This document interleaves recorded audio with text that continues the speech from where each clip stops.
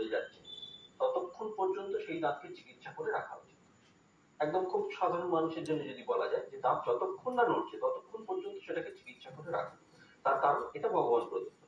মানে আমরা সবসময় তো ন্যাচারাল জিনিসটাকে ন্যাচারাল করে রাখার চেষ্টা করি। তো আপনার পুরো শরীরটাই ন্যাচারাল। তো আপনি যতটা আপনার ন্যাচারাল জিনিসটাকে রাখবেন ততই আপনার ভালো। আচ্ছা, আমি ডাক্তার দত্ত আপনার কাছে যাব যে এই মাড়ি সমস্যা বা দাঁতের সমস্যা থেকে শরীরের কি অন্য কোনো রোগও হতে পারে?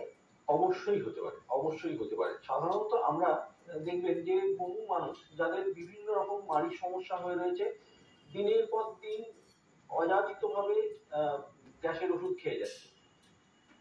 একটা জিনিস বুঝতে হবে যে আগেকার দিনে আমাদের একটা কথা প্রচলিত ছিল যে মাড়ির সমস্যা মানে লিভার গন্ডগোল।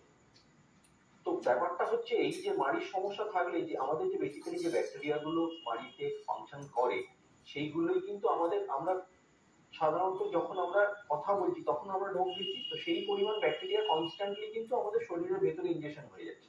তো এই ব্যাকটেরিয়া গুলো তো কোনো না কোনো ভাবে ক্ষতি করে যাচ্ছে।